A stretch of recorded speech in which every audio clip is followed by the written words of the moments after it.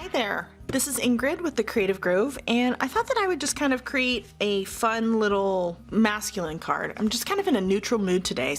So I've got this great stencil by Hero Arts, and this is called the Big Leaf and Flourish stencil.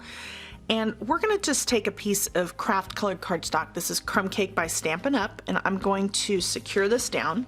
I ran out of some of my temporary adhesive, but I think that'll be enough to hold it. And then we're gonna secure our stencil down on top. And the piece that I'm using is it's about the quarter of an 8.5 by 11, so it's 4 1/4 by 5 1/2.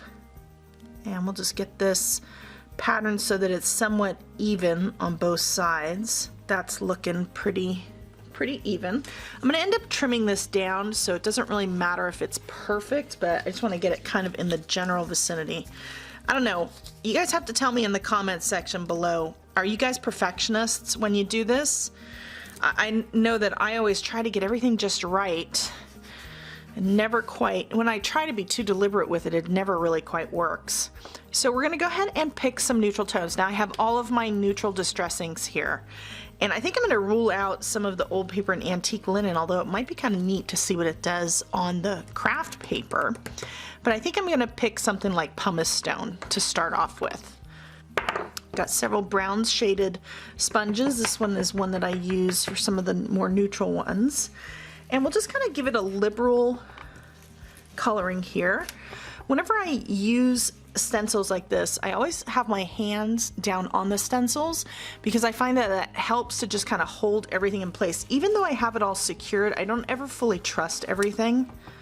And sometimes when they're a little more intricate, you really kind of need to hold them down. We'll just give this a nice liberal coating. And if you're not so comfortable with sponging it in a circular motion, you can certainly pounce it through as well to get good coverage. I just find that the circular motion for me is a nice even look. I'll just get that. I'm not worrying about getting it totally covered. I just want a general undercoating here. And this is kind of nice because it kind of brings out the true nature of the color of the cardstock. It'd probably be pretty just with this. I've been into masculine cards a lot lately. I don't know about you. The new year for me has kind of taken an interesting turn. It's just kind of what my mood has been lately. If you followed me at all, you know normally I'm into bright colors. Wow, look at that. That's really pretty. I like that. Digging that a lot. That would be beautiful on its own. I always make sure to secure top and bottom, and I always only lift one side. That way I can place it down very easily exactly where it was. So I think what we're going to do is we're going to take some gathered twigs next. And we'll just add a little bit of a different brown just to kind of warm it up a little bit. And we'll see what this does. Notice it not doing it everywhere. I just did it in a couple spots. And let's see. Ooh, that's kind of nice. It's got kind of a dual tone effect. Okay, that's working for me. So from there, we'll add some vintage photo, a little bit more of a warmer tone of brown. And I think I'm gonna be a little bit more deliberate with where I put this. So let's do this nice little floral medallion in the middle. And we'll take a look and see where we want to go from there. How about maybe some of these sweeps like that? So we'll kind of just be a little more deliberate here.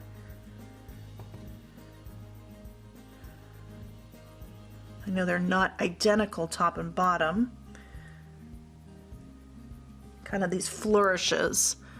I love flourishes. It's always been one of my things that I've loved. It's hard to resist flourish stamp sets for me. What exactly is it for you? You have to tell me in the comments. Oh, I like that. Got a little bit of brown there, but that's okay. It's not the end of the world. That looks very cool. I'm digging that. So now I'm thinking maybe we want to bring in a different hue. Let's keep this kind of in the warm sense, maybe a little rusty hinge. How about right here coming up the middle? and maybe a little up top, and we'll come back over this interesting flourish up here with this. And then just to kind of even it out, we'll do these couple right here. Don't mind that it's on an angle. When I need to get into something, I angle my tool here, and it makes it nice and easy to get in there. Oh, I'm digging that. That looks good. I hope you don't mind that today I'm not so pre-planned, but kind of, I thought it would be interesting to let you see kind of how the process evolves when I just kind of experiment a little bit. And let's do some of these swirlies down here too. It's kind of nice sometimes just to see where a project goes. Not really 100% certain at the outset or at the beginning. A little bit of a deeper rust color. That's kind of cool. I like that. That works because that kind of balances that off a little bit better. I think I'm going to leave this the way it is. I kind of like it. And now what we'll do is we'll put the whole thing together. Now to complete this card, I want to have something that matches it, and I don't have the perfect cardstock to go with every single color. Sometimes I have some that are really, really close. But in this case, you know, the browns that I have just really don't work. So I even pulled out a rust, and that also, it was interesting, but just not quite what I was looking for. So what I'm going to do is I'm going to take the same base cardstock, and we're going to just color it using our distress inks. And that's a great way to get matching cardstock.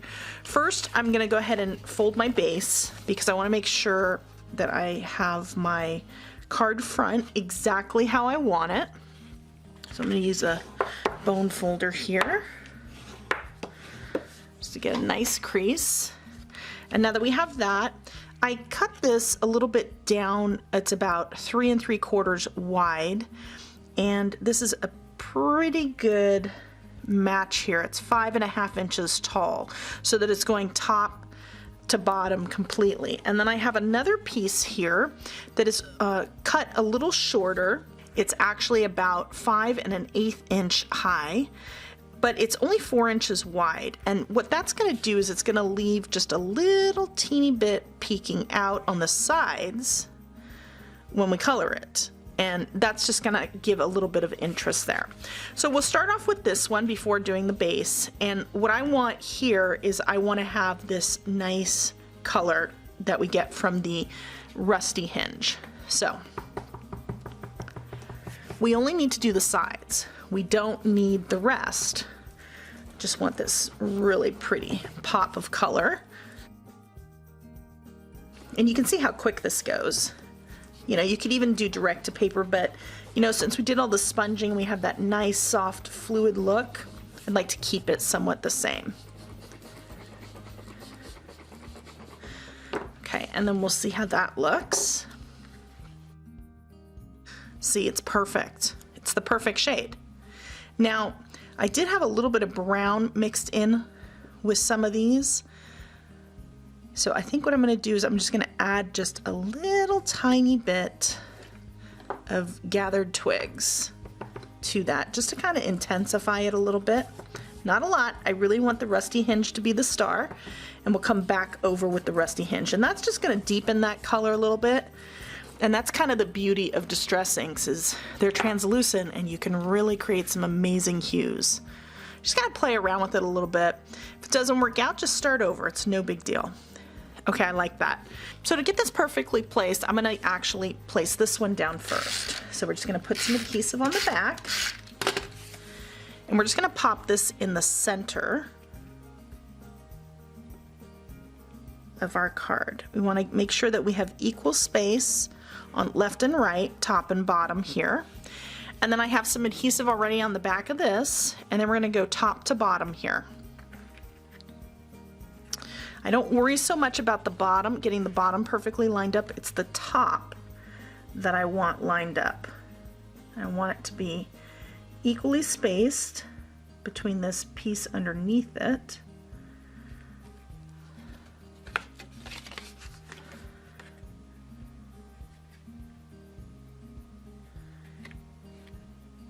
because we can always trim the bottom.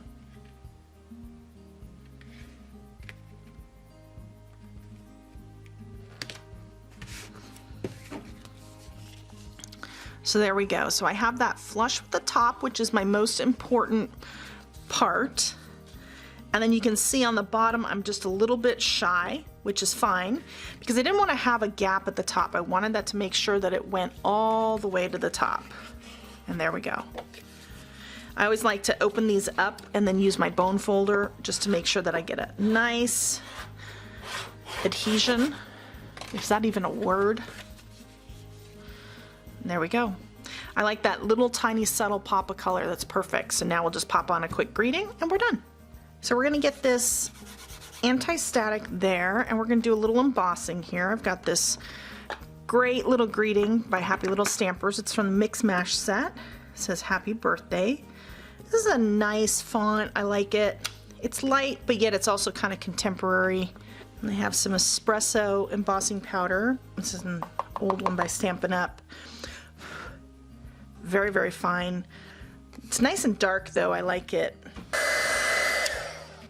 That's nice and dark, and that's actually a nice contrast, but it's still not enough. So I don't want this color. I want this to be the pumice stone. So we're gonna go ahead and sponge that really quick. We get the pumice stone out. And we'll just sponge over this. And because we've already embossed that, it's gonna resist this and just kind of allow us to shade the background, which is really what we're looking for.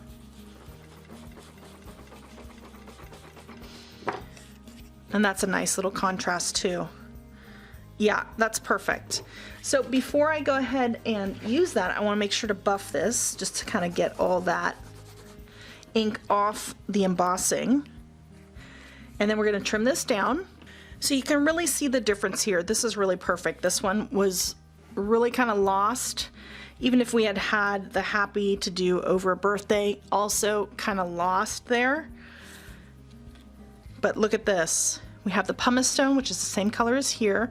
So that's a nice, you know, continuity part throughout this. And then the darker brown. Now, I know we don't have the darker brown anywhere here, but it's really kind of necessary in order to make this pop. Normally I would do a little banner, but I don't want that, you know, mixing in and getting confused with the background. So I'm taking some nice long handled scissors so that I help get a nice straight cut. And then we're just going to pop this down here. I don't want it to be too far in and have too much color here.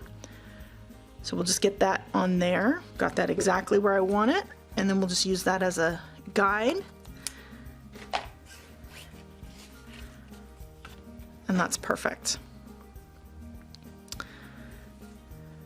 So now we could pop this up if we wanted to, but I don't think so.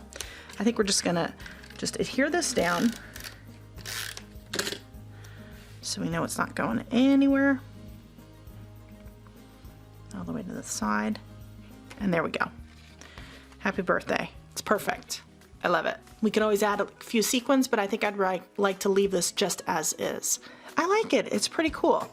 Thanks so much for joining me in making this masculine card. If you liked the video, give me a thumbs up, and I hope that you subscribe to the channel, and I'll see you in another video soon. Bye-bye.